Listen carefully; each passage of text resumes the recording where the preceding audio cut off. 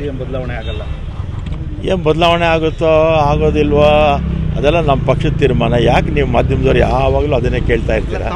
ನೀವೇ ಹೇಳಿದ್ದು ಅದನ್ನ, ಅಂದ್ರೆ ನಿಮ್ಮ ಪಕ್ಷದವರನ್ನೇ ನವೆಂಬರ್ನಲ್ಲಿ ಕ್ರಾಂತಿ ಆಗತ್ತೆ ಅಂತ ಹೇಳಿದ್ದು. ಈಗ ನಿನ್ನೆ ಮುಖ್ಯಮಂತ್ರಿಗಳು ರಾಹುಲ್ ಗಾಂಧಿ ಅವ್ರನ್ನ ಭೇಟಿ ಮಾಡಿ ಬಂದಿದ್ದಾರೆ.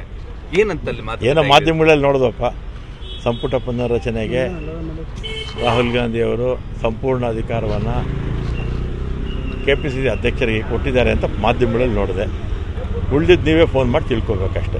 ಬಿಹಾರ ಚುನಾವಣೆ ಒಂದು ದೊಡ್ಡ ಡ್ರಾಬ್ಯಾಕ್ ಸರ್ ಕಾಂಗ್ರೆಸ್ ಪಕ್ಷಕ್ಕೆ. ಈಗ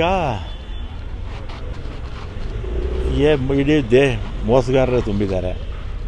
ಆಮೇಲೆ 20 ವರ್ಷದಿಂದ ಅಲ್ಲಿ ಮುಖ್ಯಮಂತ್ರಿ ಆಗಿದ್ದವರು ಯಾರು? Nitish Kumar.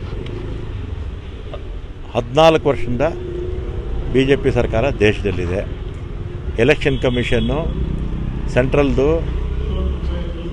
Central government control ಮಾಡ್ತಾರೆ.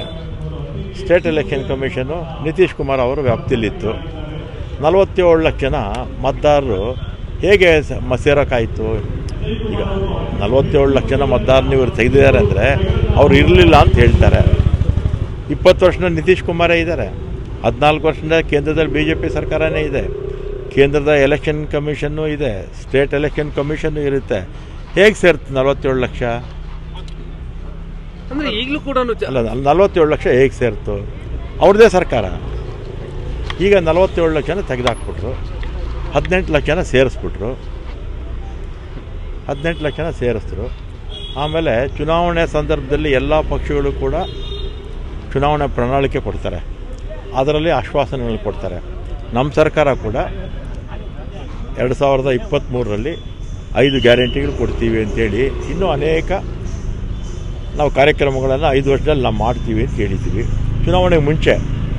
ಆದರೆ ನೀವೆಲ್ಲಾದರೂ ಪ್ರಪಂಚದಲ್ಲಿ ಚುನಾವಣೆಗೆ ಮುಂಚೆನೇ 1,25,00,000 ಮಹಿಳೆಯರ ಅಕೌಂಟ್ಗೆ ಸರ್ಕಾರದಿಂದ 10,000 ಹಾಕಿದ್ದು ಕೇಳಿದ್ದೀರಾ? ತಾವು ಕೂಡ ಮರು ಚುನಾವಣೆಗಳು ನಡೆದಾಗ ಒಂದು ನಿಮಿಷ ಇರಿ. ಈಗ ಎಲ್ಲಾದ್ರೂ ಚುನಾವಣೆಗೆ ಮುಂಚೆ ಯಾರಾದರೂ ಹಣ ಕೊಡ್ತಾರೆ? ಚುನಾವಣೆ ಗೆದ್ದಾದ ಮೇಲೆ ನಿತೀಶ್ ಕುಮಾರ್ ಅವರು ಅದು ಪಾರ್ಟಿ ಅಧಿಕಾರಕ್ಕೆ ಬಂದಿದ್ದರೆ ನಾವು ಚುನಾವಣೆ ಸಂದರ್ಭದಲ್ಲಿ ನಾವು ಹೇಳಿದ್ವಿ ಅದನ್ನು ಈಡೇರಿಸ್ತೀವಿ ಅಂತ. ಎಲೆಕ್ಷನ್ ಆದಮೇಲೆ ಮಾಡಬೇಕಾಗಿತ್ತು. ಎಲೆಕ್ಷನ್ ಕಮಿಷನ್ ಏನು ಮಾಡ್ತಾ ಇದೆ? ಎಲೆಕ್ಷನ್ ಕಮಿಷನ್ ಏನು ಮಾಡ್ತಾ ಇದೆ? ಕೈಗೊಂಬೆ ಆಗಿದೆ. ಈಗ ಒಂದು ನಿಮಿಷ ಇರಿ, ನೀವು ಹೇಳಿ ಮಾಧ್ಯಮದವರು, 47 ಲಕ್ಷ ಜನ ಮತದಾರನ ತೆಗೆದ್ರೋ ಇಲ್ವೋ? 18 ಲಕ್ಷ ಜನ ಸೇರಿಸ್ತಿರೋ ಇಲ್ವೋ? 1,25,00,000 ಜನಕ್ಕೆ ಎಲೆಕ್ಷನ್ಗೆ ಮುಂಚೆ 10,000 ಹಾಕಿದ್ರೋ ಇಲ್ವೋ? 20 ವರ್ಷದಿಂದ ಅಧಿಕಾರದಲ್ಲಿದ್ದವರು ನಿತೀಶ್ ಕುಮಾರ್ ತಾನೆ. 14 ವರ್ಷದಿಂದ ಕೇಂದ್ರದಲ್ಲಿ 11 ವರ್ಷ ಆಯಿತು. ಕೇಂದ್ರದಲ್ಲಿ ಯಾರು ಅಧಿಕಾರದಲ್ಲಿರೋದು? BJPನೇ. 47 ಲಕ್ಷ ಜನ ಹೇಗೆ ಸೇರಿಬಿಟ್ರು ನಿತೀಶ್ ಕುಮಾರ್ ಆಡಳಿತದಲ್ಲಿ? ಉದ್ದೇಶಪೂರ್ವಕವಾಗಿ ಇದನ್ನೆಲ್ಲ ಕಾಂಗ್ರೆಸ್ಗೆ ಯಾರು ಮತ ಹಾಕ್ತಾರೋ ಅದನ್ನೆಲ್ಲ ಕೂಡ ತೆಗೆದಿದ್ದಾರೆ. ಚುನಾವಣೆ ಕಮಿಷನ್ನು ಕೇಂದ್ರ ಸರ್ಕಾರದ ಜೊತೆ ಶಾಮೀಲಾಗಿದೆ. ಇಷ್ಟೇ, ಇನ್ನೇನಿಲ್ಲ ಅದರಲ್ಲಿ. ಅಲ್ಲ, ಯಾವುದೇ ಬೂತಲ್ಲಿ ಗಲಾಟೆನೋ ಅಥವಾ ಯಾರು ಕೂಡ ನಮ್ದು ತೆಗೆದಾಕಿದ್ದಾರೆ ಸೇರಿಸಿದ್ದಾರೆ ಅನ್ನೋದು ಯಾರು ಕೂಡ ನ್ಯಾಯ ಇದ. ಒಂದು ನಿಮಿಷ ಇರಿ, ನೀವು ಮಾಧ್ಯಮದವರು ನಿಮ್ಗೆ ಇದೆಲ್ಲ ಗೊತ್ತಾಗಲ್ಲ. ನಿಮ್ಗೇನಿದ್ರು ಈ BJP ಪರವಾಗಿದ್ರೆ ನೀವು ಮಾಧ್ಯಮದವರು, ಕೆಲವು ಎಲ್ಲ ಮಾಧ್ಯಮದವರು ಅಲ್ಲಪ್ಪ. ಬಿಹಾರಲ್ಲಿ 47 ಲಕ್ಷ ಜನ ಮತದಾರರನ್ನು ತೆಗೆದಂಥ ಸಂದರ್ಭದಲ್ಲಿ ಎಲ್ಲ ರಾಜಕೀಯ ಪಕ್ಷಗಳು ಅಲ್ಲಿ ಗಲಾಟೆ ಮಾಡಿದ್ರು ಅಲ್ವಾ? ಕೋರ್ಟ್ಗೆ ಹೋದ್ರು, ಎಲೆಕ್ಷನ್ ಕಮಿಷನ್ ಮುಂದೆ ಸ್ಟ್ರೈಕ್ ಮಾಡಿದ್ರು.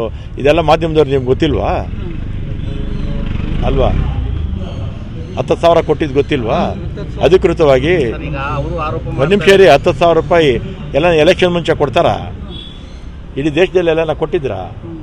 ಚುನಾವಣೆ ಆದ್ಮೇಲೆ ಕೊಡ್ತಾರೆ. ಆಶ್ವಾಸನೆ ಕೊಟ್ಟಿದ್ವಿ ಅಂತ ಕೊಡ್ತಾರಪ್ಪ. ಹಾಗಾದ್ರೆ ಸರ್, ಬಿಹಾರದಲ್ಲಿ ನ್ಯಾಯಸಮ್ಮತ ಚುನಾವಣೆ ಆಗಲಿಲ್ವಾ? ನ್ಯಾಯಸಮ್ಮತ ಚುನಾವಣೆ ಆಗಿದ್ರೆ ಈ ರೀತಿ ರಿಸಲ್ಟ್ ಬರ್ತಿತ್ತೇನಪ್ಪ? ಇದೊಂದು ಎಲೆಕ್ಷನ್ನೇ ಅಲ್ಲ ಇದು. ಅಲ್ಲಿಗೆ 2023ರಲ್ಲಿ ಕರ್ನಾಟಕದಲ್ಲಿ 136 ಬಂದಾಗ ಆಗ ನೀವು ಯಾಕೆ ಸರ್ ಮಾತಾಡಿರ್ಲಿಲ್ಲ? ಅಂದ್ರೆ ಈಗ 47 ಇರಿ, ಆಗ 2023ರಲ್ಲಿ ಮತದಾರರನ್ನು ತೆಗೆದಿದ್ರ ಇಲ್ಲಿ? ತೆಗೆದಿರಲಿಲ್ವಲ್ಲ? ನೀವು BJP ಅವ್ರ ಮೂಗ್ನೇರಕ್ಕೆ ಮಾತಾಡ್ತೀರಾ ನೀವು? ಅಲ್ಲ, ಅಲ್ಲಿಗೆ 23ರಲ್ಲಿ ಮತದಾರರನ್ನ ಇಲ್ಲಿಂದ ತೆಗೆದಿದ್ರಾ? ಅಂತಕ್ಕಂಥದ್ದು. ಈಗ ಬಿಹಾರಲ್ಲಿ 47 ಲಕ್ಷನ ಮತದಾರನ ತೆಗೆದುಹಾಕಿದ್ರು. ಈ ಕರ್ನಾಟಕದಲ್ಲಿ 23 ಲಕ್ಷ ಅಲ್ಲ 13 ಲಕ್ಷನ 3 ಲಕ್ಷ ಮತದಾರನೇನು ತೆಗೆದಿದ್ರ? ಯಾರನ್ನೂ ತೆಗೆದಿರಲಿಲ್ಲ. ಬಿಹಾರಲ್ಲಿ ತೆಗೆದುಹಾಕಿದ್ರು. ಸರ್ ಮುಂದೆ ಅದೇ ಮಹಾರಾಷ್ಟ್ರದಲ್ಲಿ 3 ತಿಂಗಳಿಗೆ 40 ಲಕ್ಷ 50 ಲಕ್ಷ ವೋಟರ್ಸ್ನ ಸೇರಿಸೇ ಬಿಟ್ರು. ಎಲೆಕ್ಷನ್ ಕಮಿಷನ್ನೇ ಕೇಂದ್ರ ಸರ್ಕಾರದ ಜೊತೆ BJP ಜೊತೆ ಸೇರ್ಕೊಂಡಿರೋವಾಗ ಇನ್ನು ಕಳ್ಳನ ಹಿಡಿಯೋರು ಯಾರು? ಸರಿ ಸರ್.